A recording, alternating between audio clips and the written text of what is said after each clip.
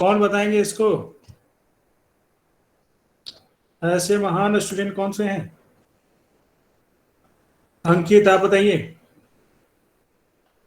Input a number and calculate sum of its digits में, है ना, जो फंक्शन के चार नियम है, फिर से याद दिलाते हैं। वैसा फंक्शन जो कुछ लेता भी है कुछ देता भी है, पहला नियम। दूसरा, ऐसा फंक्शन जो कुछ लेता तो है मगर देता नहीं है। ऐसा फंक्शन न लेता है न देता है। और ऐसा फंक्शन लेता तो कुछ नहीं है मगर देता है। इन चारों नियम में से कौन से नियम, ठीक है, अंकित राज आप बताएंगे कि आपको लगता है कि इसमें लागू होगा? सर 2 दिन से क्लास नहीं किए हैं सर हम। ओ, 2 दिन से आप क्लास ही नहीं किए हैं? बारिश की वजह से लगता है नहीं किए होंगे, है हाँ ना? सर, उस टाइम सर ये तो दूसरा नया नियम है सर। अच्छा कोई बात नहीं, अंशु कुमार आप बताइए। सर फर्स्ट वाला सर। फर्स्ट वाला आपका कहना है? फर्स्ट वाला क्यों कहना है भाई? हम कहें कि फर्स्ट वाला नहीं रहेगा, इसमें लास्ट वाला रहेगा, तो क्या लॉजिक आपका कहता है कि क्या फर्स्ट वाला ही होना चाहिए?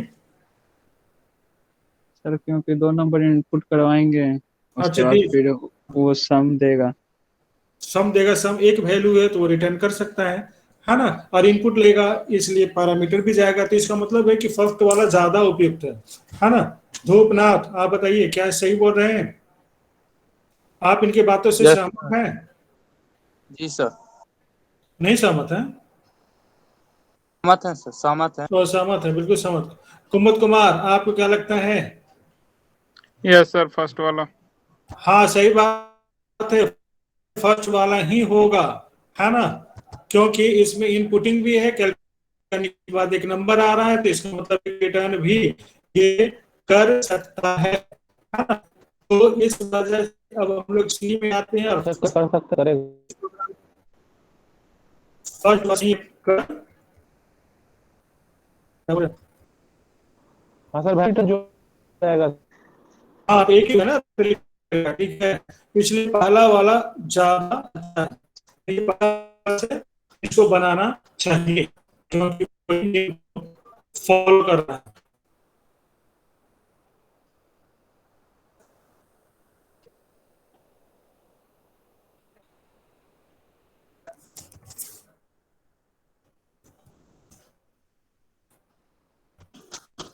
ठीक है, तो हम लोग बनाते हैं। इनपुट करने के लिए एक एन ले लिए, सम निकालने के लिए एक एस ले लिए, और एक रिटर्न टाइप वाला सम नाम का एक फंक्शन बना रहे हैं जो एक इनपुटिंग लेगा और एक सम करके रिटर्न देगा। ठीक है, CLR SCR कर देते हैं, स्क्रीन को जो साफ करेगा, क्लियर करेगा। और एक अच्छा सा सुंदर सा मैसेज दे देते हैं प्रोग्राम को सुंदर बनाने के लिए, इंटर ए नंबर, इस तरह से, है ना? ठीक, इसके बाद स्कैनर किए इस तरह से, %d %, है ना, इनमें। ठीक, फिर s इक्वल टू कर दिए सम, और यही कैलकुलेट करेगा उस नंबर का सारे डिजिट का सम, जिसको कि मेन को मिलने के बाद मेन उसको प्रिंट कराएगा, मतलब कि रिटर्न कर देगा मेन को कैलकुलेट करने के बाद, जिससे मेन अपने हिसाब से उसको प्रिंट कराएगा ऐसे।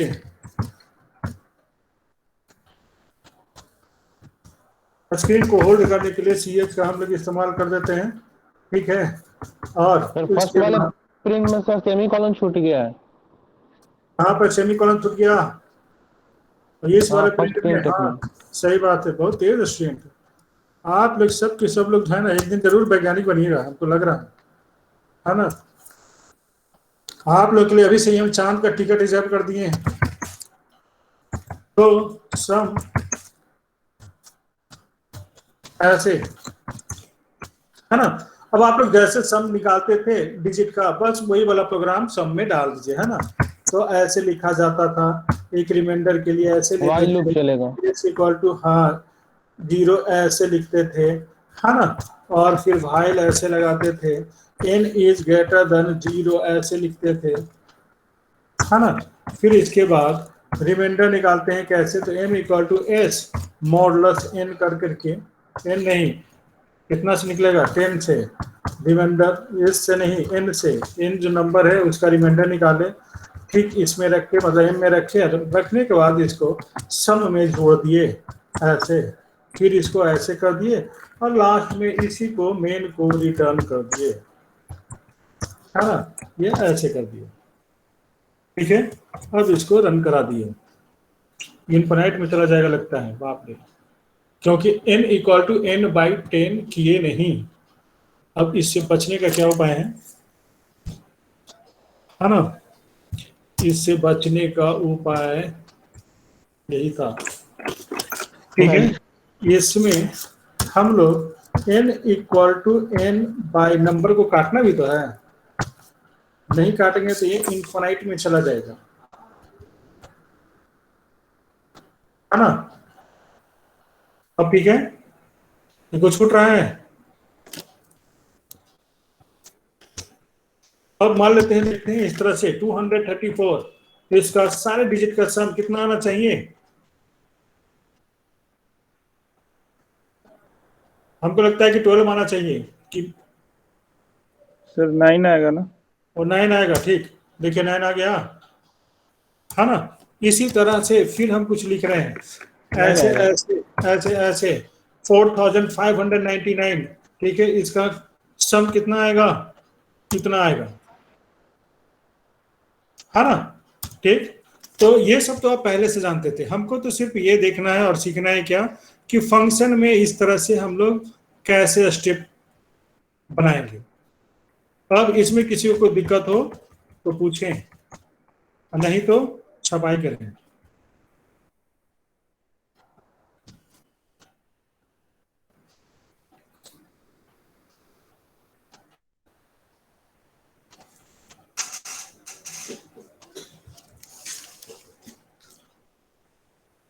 नोट कर लिए?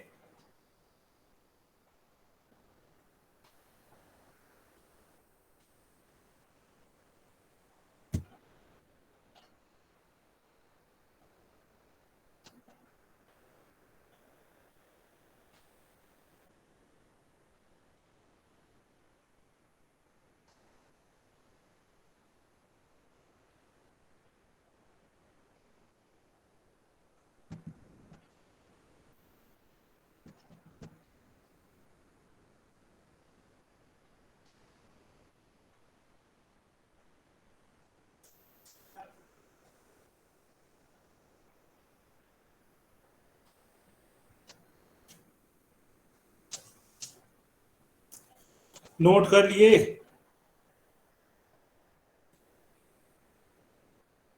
सर ठीक, अब क्वेश्चन नंबर 2, क्वेश्चन नंबर 2 क्या था, कोई बताएंगे?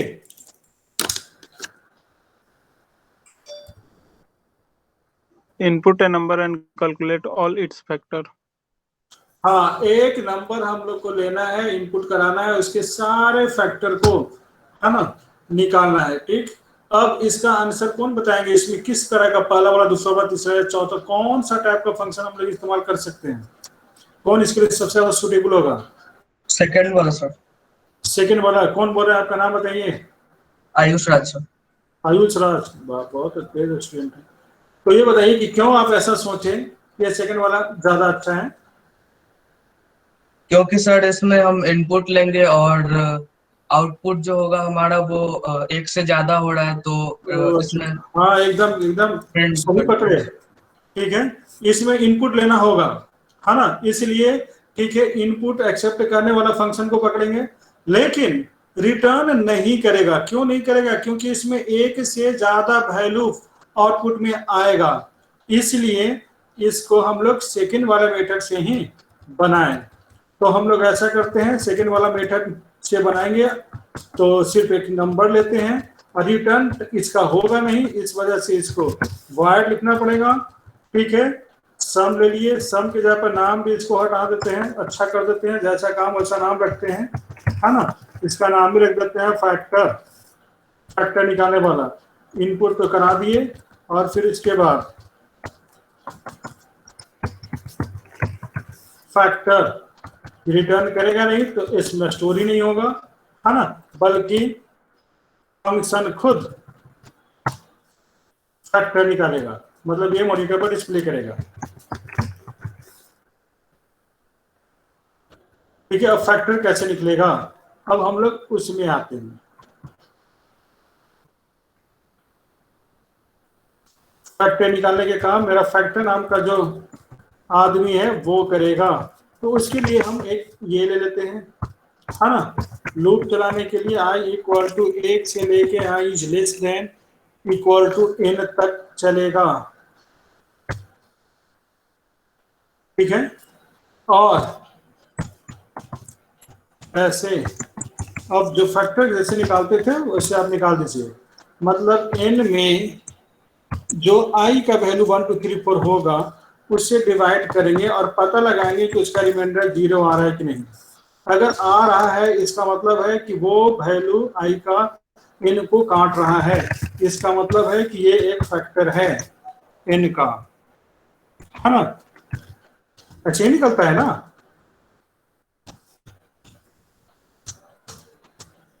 ऐसे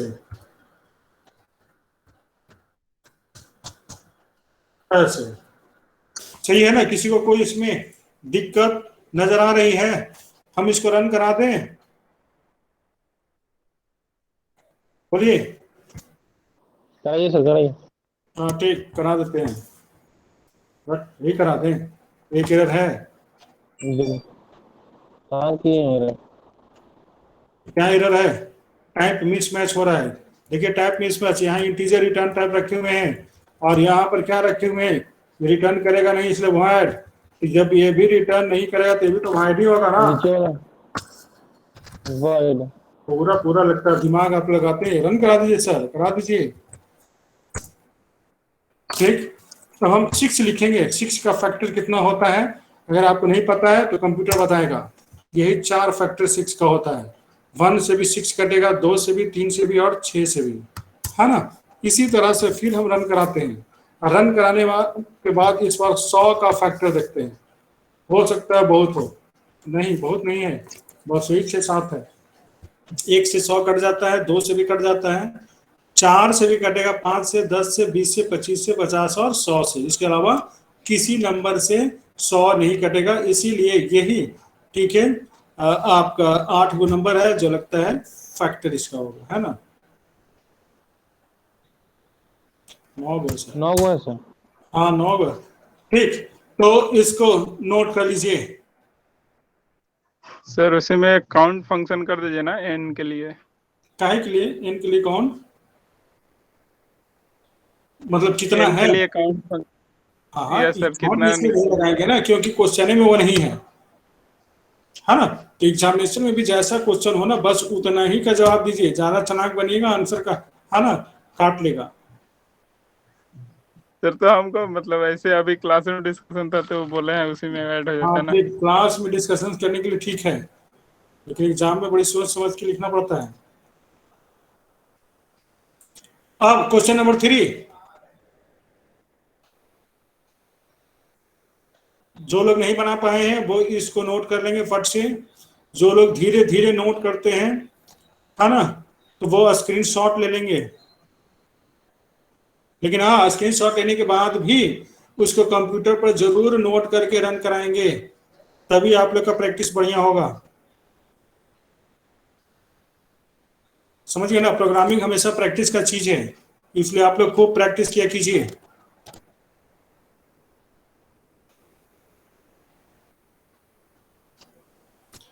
नेक्स्ट क्वेश्चन बताइए।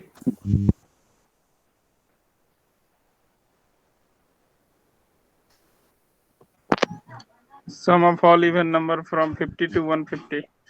हाँ, sum of all even numbers from 50 to 150, मतलब 50 से 150 के बीच के जितने भी इवन नंबर है सबका सम निकालना है ना। ठीक, ये तो ऐसे ही निकल जाएगा, लेकिन नहीं, इसको फंक्शन के थ्रू बनाना है। चलिए ये भी ठीक है, लेकिन फंक्शन के थ्रू आते हैं तो फिर फंक्शन का 4 तरीका हो जाता है। तो अब आप बताएंगे कि इन चारों तरीकों में से, इन चारों वे में से कौन सा वे आपके लिए, मतलब इस प्रॉब्लम के लिए ज्यादा सुटेबल होगा।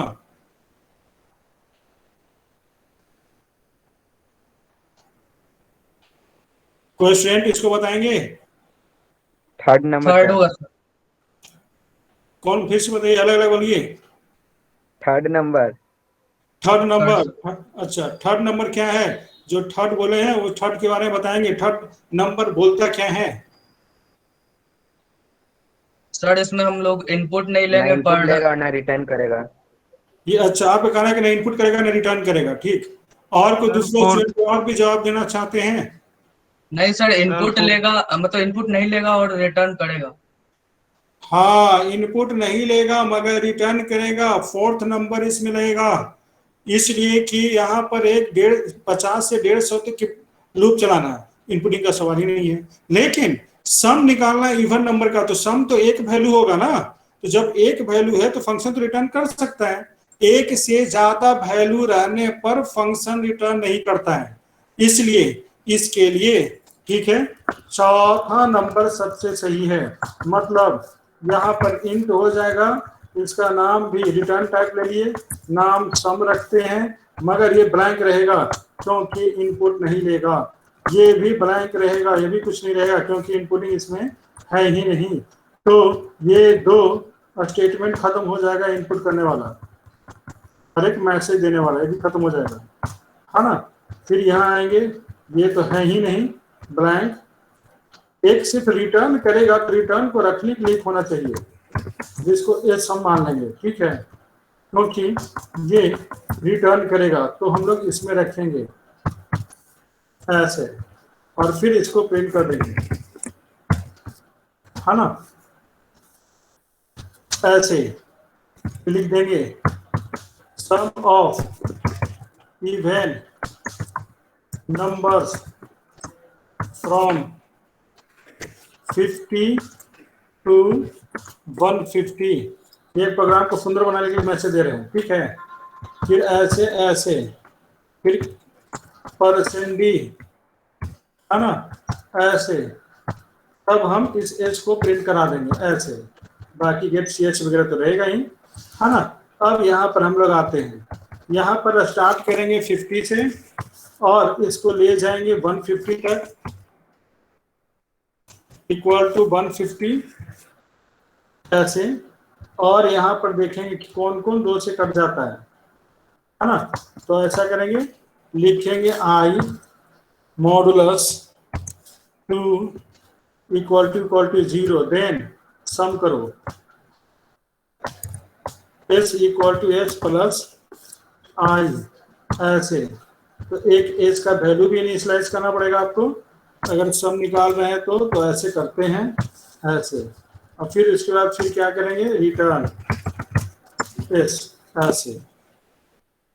सही है, इसको रन कराएं कि फिर कुछ गड़बड़ आएगा इसमें? क्या बोलना है आप लोगों को? रन करिए सर। सही है तो गड़बड़ आएगा, क्या? गड़बड़ आएगा सर वॉइड वहां पे लिख दिए। कहाँ पे?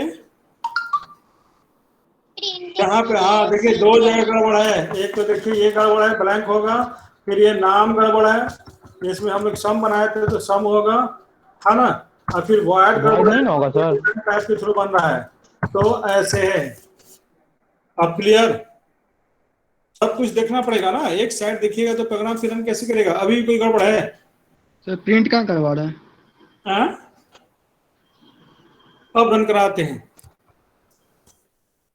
देखिए रन कर गया। तो देखिए 50 से 150 के बीच में जितने भी इवन नंबर्स हैं सबका सम आएगा 5100,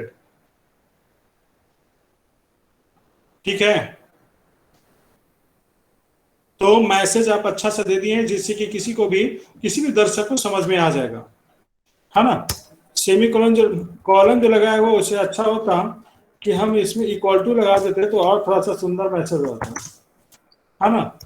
अब इसको रन कराइए, अब आ गया 50 से 150 के बीच के सारे इवन नंबर का सम 5100 ही होगा, ठीक। तो इसको आप नोट कर सकते हैं, और अगर कोई क्वेश्चन हो तो इससे आप पूछ भी सकते हैं।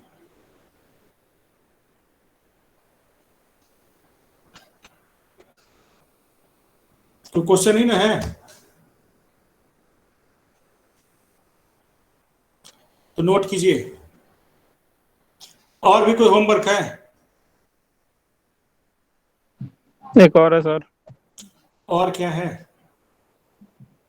1 to n, फिर 1 सर फिर स्टेट माइनस बुक का है। n माइनस और 1 1। to n से लेकर के एक ट्रायंगल बनाना है 1 तक। Yes sir. हाँ ठीक, 1 to n से n तक का ट्रायंगल बनाना है, बहुत अच्छी बात है। तो आप लोग बना भी सकते हैं, मगर ये बनेगा कैसे, कौन सा मेथड इसके लिए सही होगा?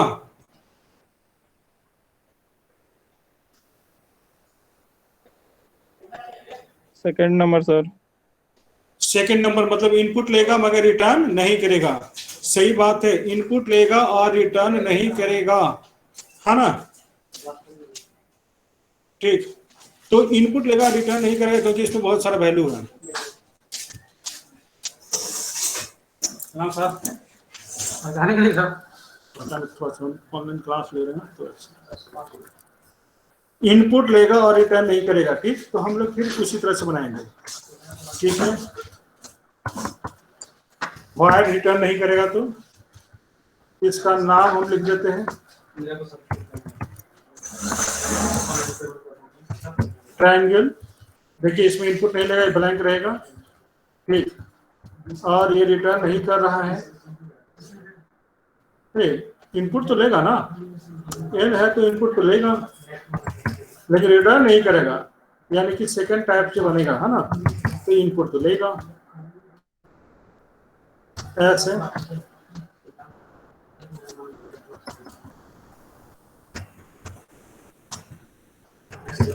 ट्रायंगल यहाँ कॉलिंग है, लेकिन कॉलिंग के पहले हमने एक मैसेज देते हैं ऐसे, इंटर वैल्यू फॉर एन, और ये हो जाएगा %d। %d का मैसेज है ना, ये मैसेज है ना? और मैसेज के बाद स्कैनफ है ना, %d m% है ना? अब इसी n को इस ट्रायंगल में डाल देंगे तो इस n के अनुसार ट्रायंगल बनाएगा। ठीक, क्योंकि रिटर्न नहीं कर रहा है तो मेन का कोई रोल नहीं है प्रिंटिंग का। ऐसे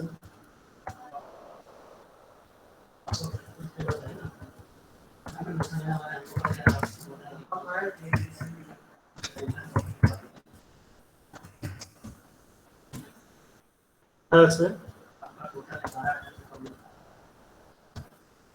ऐसे ऐसे, है ना?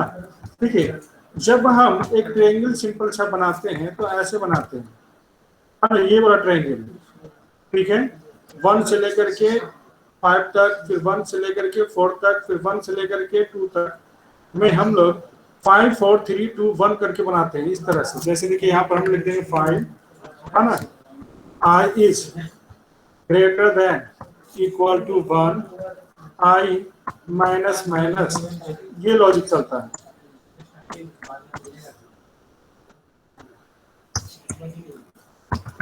फॉर, अब जे चलाते हैं, जे हमेशा 1 से स्टार्ट होता है, जे इज लेस देन, है ना? कहाँ तक जाता है तो आई तक जाता है ऐसे, फिर जे बढ़ता हुआ क्रम रहता है ऐसे।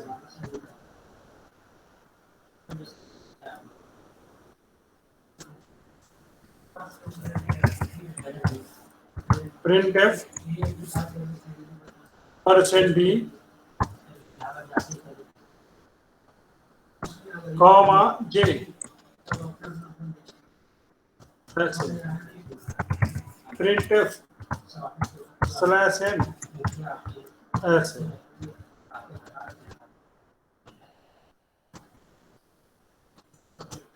ऐसे, है ना?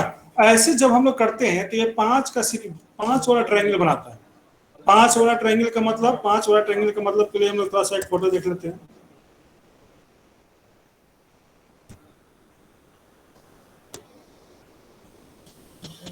वो ये वाला बनाएगा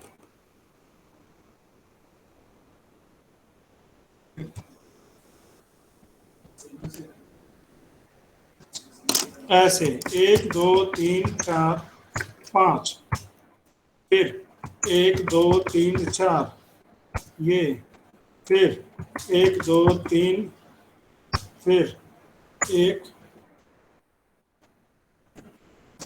और 2, फिर 1, ये वाला बनाता है ना। लेकिन यहाँ पर n है, n के अनुसार से इसको चलना चाहिए। ठीक, एक बार हम लोग चेक करके देख भी लेते हैं कि भाई ये क्या बनाता है। ठीक है, इसको रन कराते हैं। ठीक है, वैल्यू मान लेते हैं, दे देते हैं 6। देखिए आ रहा है 1 से 5 तक आ रहा है ना। फिर वैल्यू अगर मान लेते हैं 10 भी दे देंगे तो फिर भी यही आएगा, क्योंकि अभी n का हम लोग इस्तेमाल नहीं कर रहे हैं। अब हम लोग n का इस्तेमाल करेंगे, क्योंकि n के अनुसार ट्रायंगल बनना चाहिए। कुछ नहीं करना है, सिर्फ यहाँ पर n कर देना है ना। जैसे ही हम यहाँ पर n करेंगे तो ये n के अनुसार से चलना शुरू कर देगा, है ना। जैसे देखिए 5 की 5 है, फिर हम इसको कर रहे हैं, इस बार 3 की है, देखिए 3 आ रहा है। इस बार हम लोग फिर 9 कर रहे हैं, देखिए 9 आ रहा है ना। यही क्वेश्चन था, थोड़ा सा स्पेस देते हैं तो और सुंदर हो जाएगा। अच्छा, है ना। इस बार 7 कर रहे हैं। अब बताइए किसी को कोई दिक्कत, कोई कष्ट?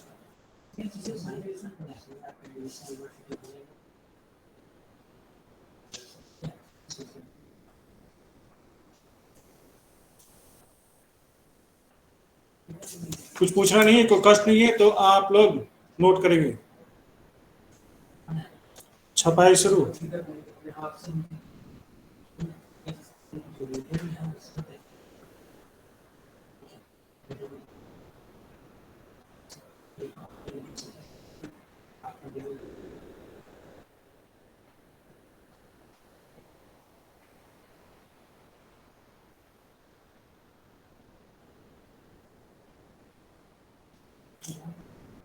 क्लियर, आगे बढ़े, होमवर्क सब कंप्लीट।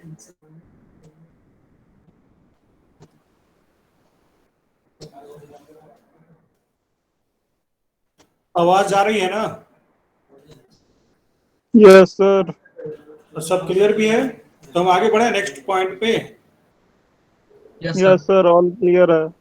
ऑल क्लियर है तो ठीक। तो हम लोग आते हैं नेक्स्ट पॉइंट पे। नेक्स्ट पॉइंट में कुछ फंक्शन का थ्योरी है, वो अब आप लोग लिख लेंगे, नोट कर लेंगे।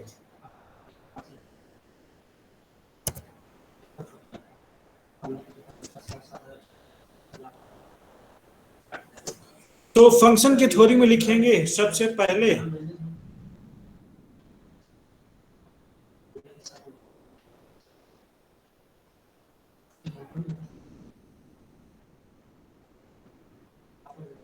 लिखेंगे पैरामीटर्स और आर्गुमेंट्स।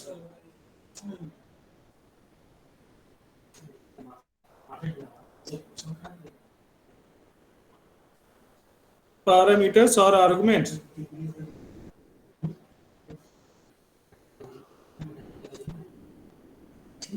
लिख लिए।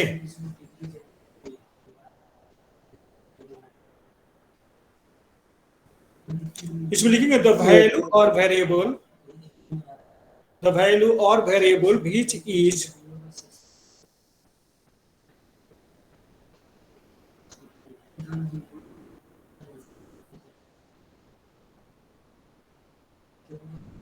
the value or variable which is passed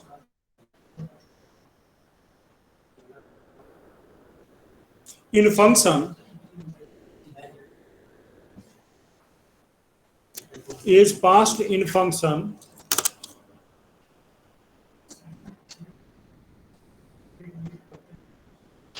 is called parameter, which is passed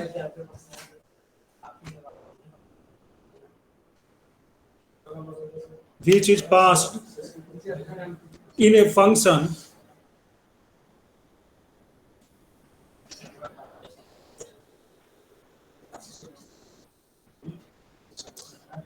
is called parameter। ठीक है, फिर लिखेंगे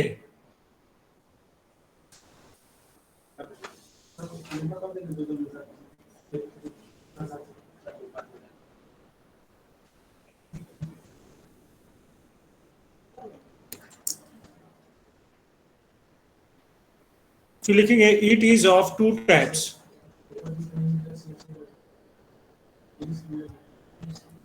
It is of two types.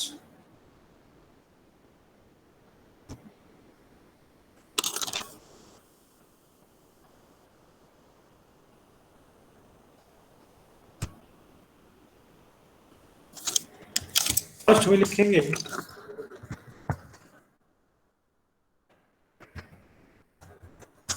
Actual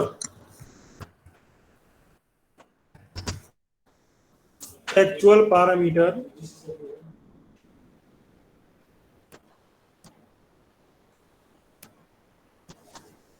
और सेकंड में लिखेंगे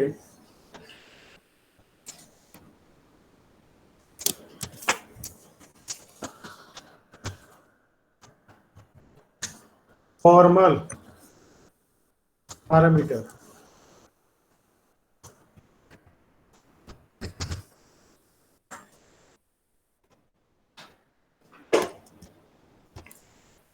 ठीक है, एक्चुअल पैरामीटर और फॉर्मल पैरामीटर। ठीक, अब इसका डेफिनेशन देखेंगे।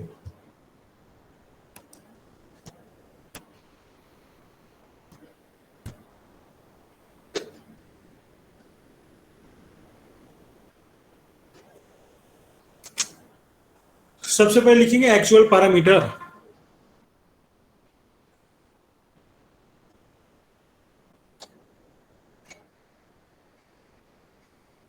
लिखेंगे the parameter which is used at the time of function calling is called the parameter which is used at the time of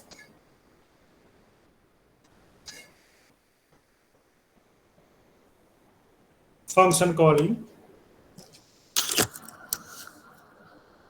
which is used the parameter which is used at the time of function calling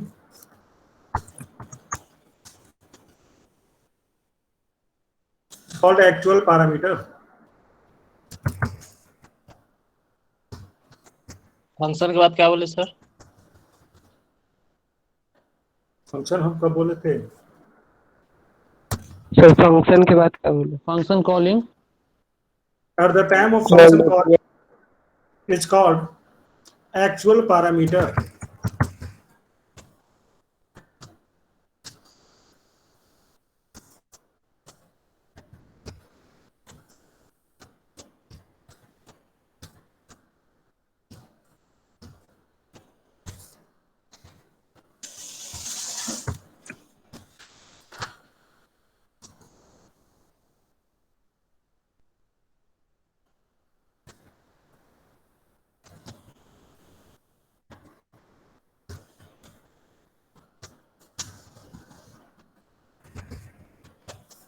ठीक है, तो दूसरा लिखेंगे formal parameter.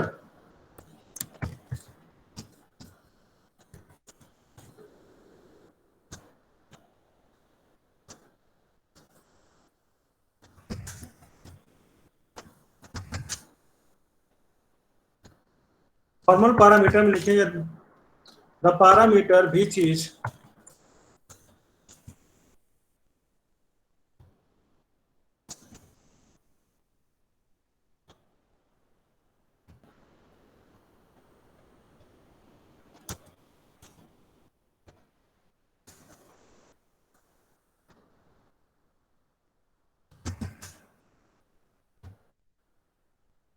the parameter which is used at the time of function definition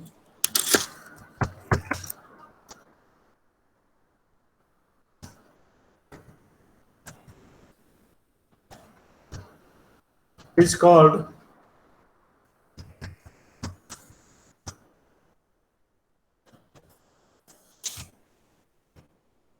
formal parameter। so time of function के बाद हाँ, the parameter which is used at the time of function at the time of function definition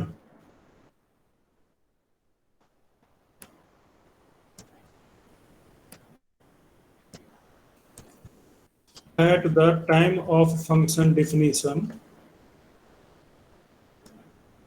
is called formal parameter, है ना। अब देखेंगे parameter बोला किसको जाता है, जो फंक्शन में पास करते हैं। तो फंक्शन में दो जगह से डाटा पास होता है। एक पास होता है ये, देखिए सम में ए बी डाल रहे हैं और इसका डाटा ये ले रहा है, ये सम में ये ए बी। तो ये वाला देख रहे हैं ये, और ये पैरामीटर कहलाता है फंक्शन का, है ना। और यही दो प्रकार का होता है। तो यहां पर जो ए बी जो आपको मिल रहा है ना,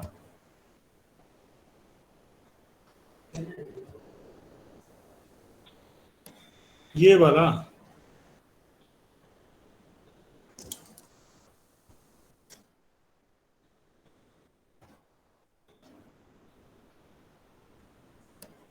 वाला जो आपका ए बी हुआ ना, ये हो गया एक्चुअल। और ये दोनों जो ए बी जो देख रहे हैं ये हो गया आपका फॉर्मल। क्यों? क्योंकि इसका अपना कोई वैल्यू नहीं होता, इसका जो वैल्यू होता है वही इसमें पास कर दिया जाता है, जिसकी वजह से ये फॉर्मल हो जाते हैं और ये एक्चुअल कहलाते हैं, है ना। ठीक, तो आप ये नोट करेंगे,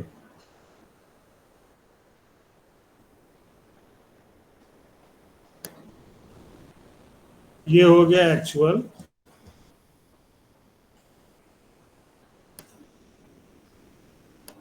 और ये हो गया आपका फॉर्मल, है ना। तो इस एग्जांपल को नोट कर लीजिए। समझ गए पैरामीटर क्या होता है, जो हम लोग फंक्शन में पास करते हैं, ठीक। लेकिन ये दो जगहों पे लिखा जाता है, एक फंक्शन के कॉलिंग के समय जिसको एक्चुअल बोला जाता है, और एक फंक्शन के डिफिनीशन के समय जिसको फॉर्मल बोला जाता है। तो कहाँ लिखी ये उसके लिए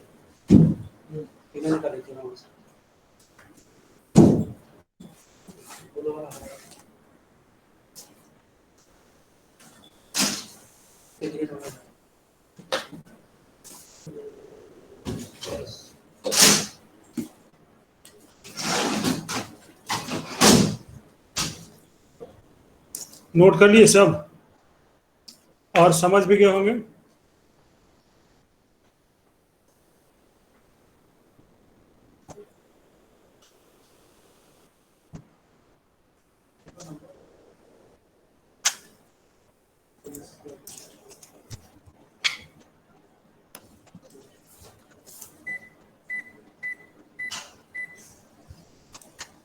समझ गए?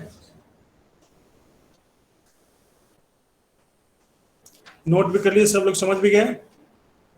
Yes sir. ठीक, अब नेक्स्ट पॉइंट, ये भी कुछ थ्योरी ही है।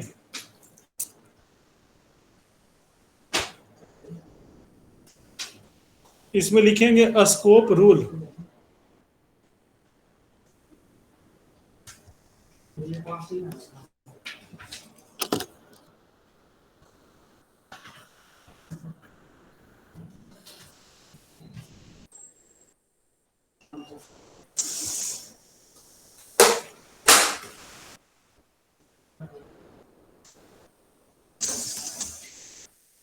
स्कोप रूल लिखेंगे, एक नियम भी होता है ना, फंक्शन के लिए, फंक्शन के अंदर के वेरिएबल के लिए, ठीक है।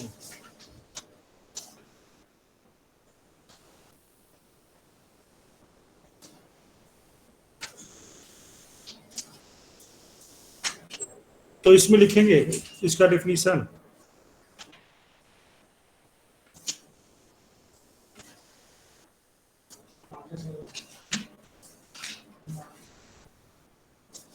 the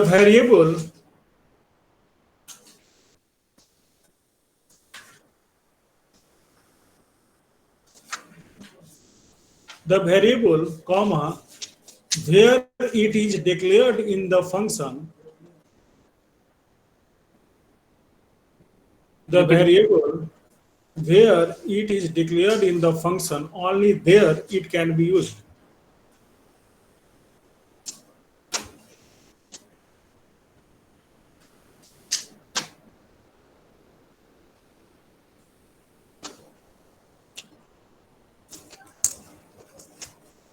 So declared in the function. In the function only there it can be used.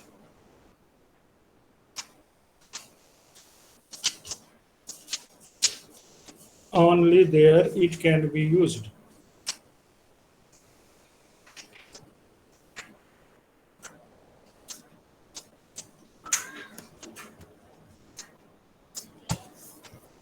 जैसे देखिए इसका मतलब क्या हुआ, अगर हम ऐसे लिखें, फॉर्म है क्या?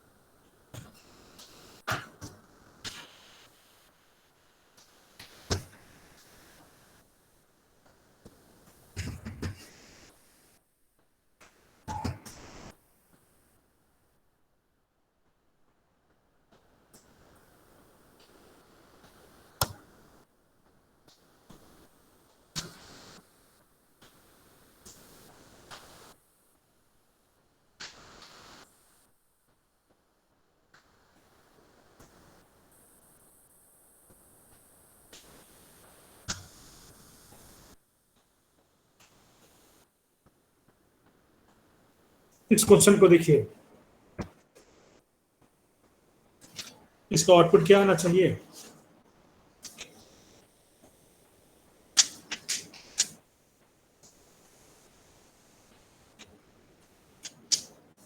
इलेवन 11 आना चाहिए। आप बताइए अपना नाम।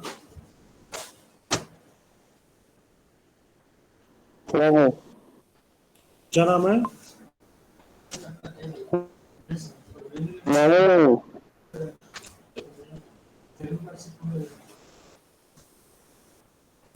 और कुछ आंसर बताना चाहते हैं?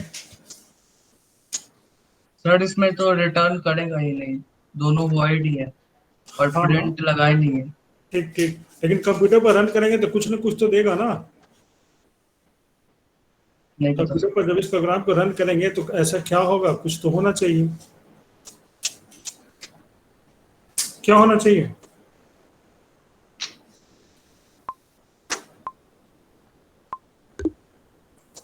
नहीं पता। ए का ही वैल्यू प्रिंट हो जाएगा सर, 10 आ जाएगा। यहाँ पे एरर है,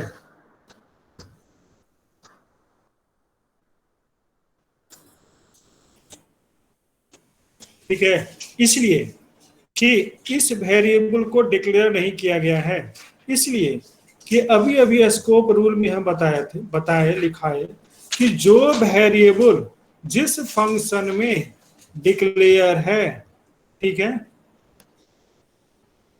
ये ए मेन के अंदर डिक्लेयर है, इसलिए सिर्फ इसी जगह पर इसका इस्तेमाल होगा, किसी दूसरे फंक्शन में नहीं। ये हमेशा याद रखेंगे। जो वेरिएबल जिस ब्लॉक में डिक्लेयर किया गया है, बनाया गया है, वो वेरिएबल सिर्फ उसी ब्लॉक तक सीमित रहेगा, उसका जो क्या कहते हैं यूज वहीं तक रहेगा, दूसरे में नहीं। नाम चाहे कुछ सेम हो चाहे अलग हो। जैसे यहाँ है ना ए बनाया गया है मेन में, तो ये ए मेन में ही इस्तेमाल होगा, आप दूसरे फंक्शन में इसको इस्तेमाल नहीं कर सकते। एरर है, यही इसका है ना रूल का ही अर्थ हुआ। अब समझे, इसको नोट कर लीजिए। ऐसा नहीं कि डिक्लेयर इधर कर रहे हैं इस्तेमाल इधर कर रहे हैं, या डिक्लेयर इधर कर दिए इस्तेमाल उधर कर दिए, ऐसा नहीं कर सकते, ठीक।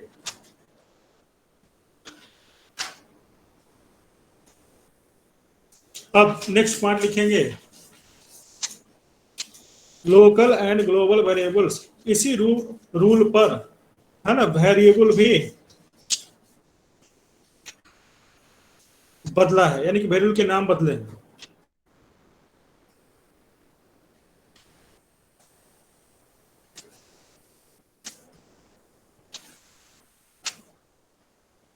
क्या बोले sir? Local and global variable.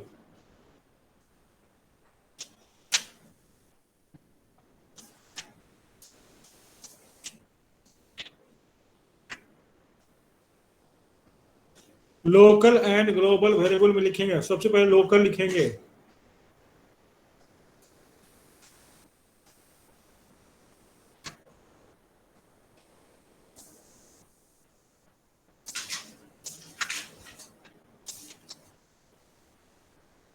इसमें लिखेंगे the variable declared within a block is called local variable.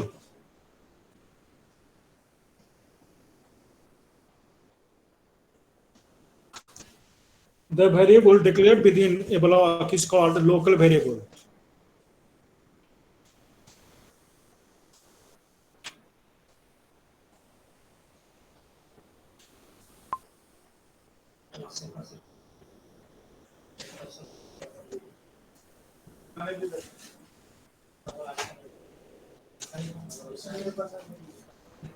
Sir, declared in this block. The variable declared within a block is called local variable.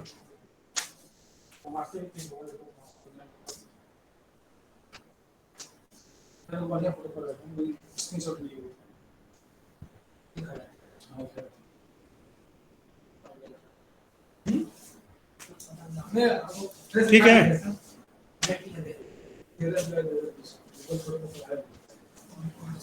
फिर लिखेंगे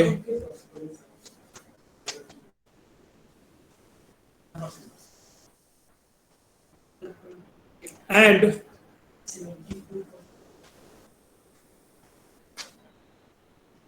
it is only used within the block where it is declared, and it is used within the block where it is declared. लिख लिए?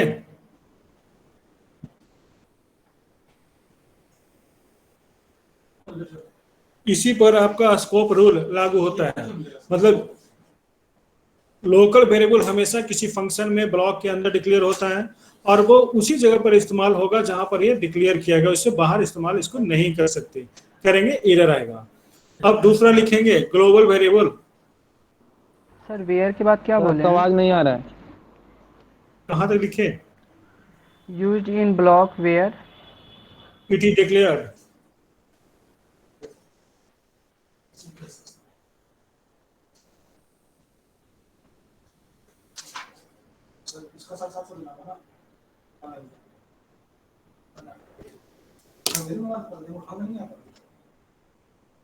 ठीक है,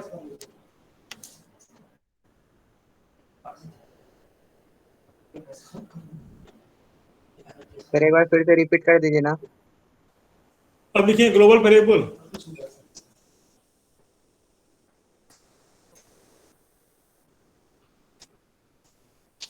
global variable में लिखेंगे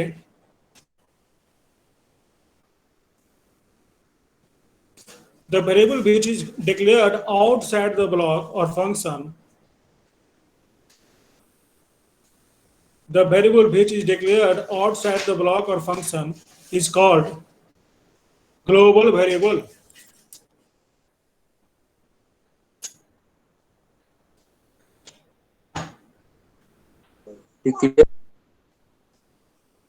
It's called global variable. The value which is declared outside the block or function.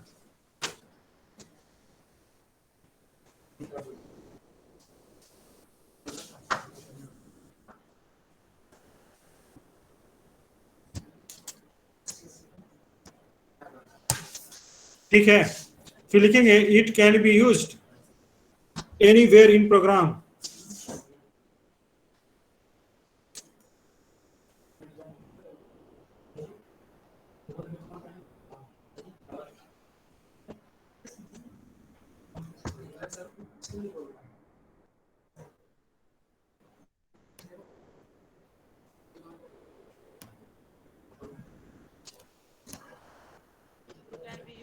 Sir.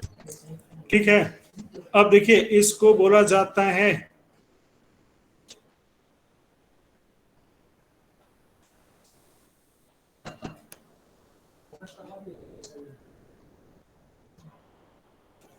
ये हो गया local,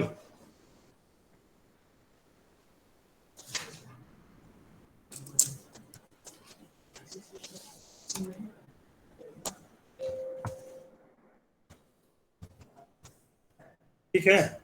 local variable हमेशा फंक्शन के अंदर डिक्लेयर होगा, इसी वजह से जहां पर ये डिक्लेयर हुआ है वहीं ब्लॉक में इस्तेमाल करेंगे एरर आएगा।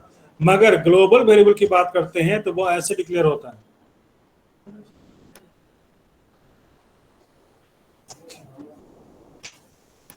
ये फंक्शन के बाहर ऐसे डिक्लेयर होगा, जब ऐसे डिक्लेयर हो जाएगा ना तो इस वेरिएबल का इस्तेमाल ये भी कर सकता है और ये भी कर सकता है। ये खत्म हो गया है, ये भी कर सकता है। ये ए यहाँ भी पूरे प्रोग्राम में कहीं पर भी इस्तेमाल इसका होगा, क्योंकि ये हो गया ग्लोबल, है ना। तो आप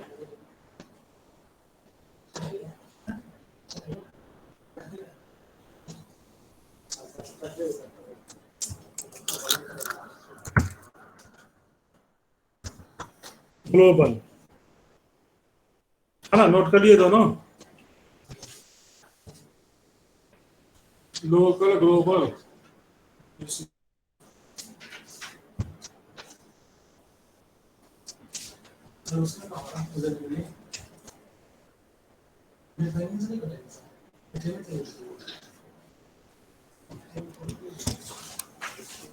ठीक है, Yes, sir.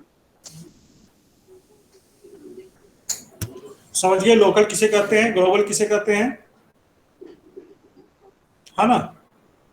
ये लोकल हो गया, इस ब्लॉक के अंदर रखिएगा सिर्फ इसे। जैसे कि देखिए एक प्राइवेट प्रॉपर्टी होता है ना, जैसे कि आपके घर में टेबल कुर्सी इतना सारा सामान है, सब घर में, ठीक।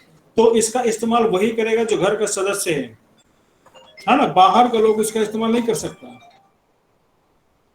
ठीक है। लेकिन अगर उसी चेयर को, उसी कुर्सी को यहाँ से अपने घर से निकाल के उसको बाहर में रख दीजिए, गली में रख दीजिए, रोड पर रख दीजिए, अब हो गया ग्लोबल, सरकारी प्रॉपर्टी हो गया वो। अब उसको कोई भी इस्तेमाल कर सकता है, ये भी इस्तेमाल कर सकता है, इसको ये भी इस्तेमाल कर सकता है। समझ गए ना।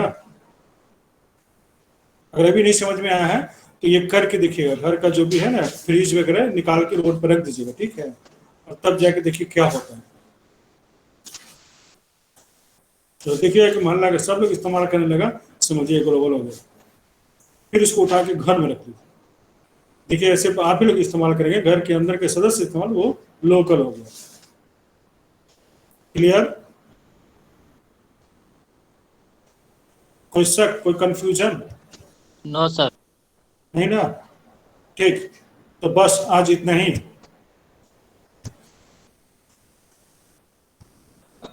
अब इसके बाद कल तो सैटरडे है, फिर मंडे को क्लास होगा, ठीक।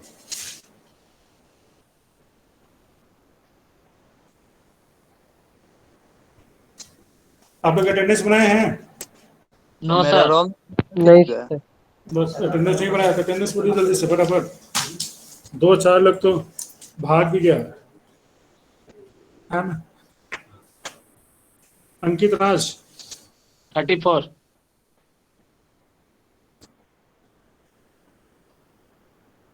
अंशु 46। आयुष श्रीवास्तव 29। सर कल का भी मेरा नहीं बना है। 39। 29। कल का क्यों नहीं बना? सर उधर चल गए थे, सर पढ़ा लिए, उसके बाद उधर गए थे, तब तक सर बना लिए थे। हाँ ये तो होगा, फिर नहीं बनेगा।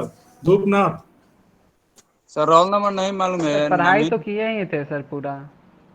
आपको अभी तक रोल नंबर मालूम नहीं है। तो सर आप कुमुद बताएं। कुमुद 13. माही 26 सर। 26। मयंक X। निखिल निखिल बोलेंगे? 10 सर, 10। ठीक। राहुल, राहुल बोलिए। हाँ ठीक। राकेश, 42 सर। सौरभ, 33 सर। 33। ठीक।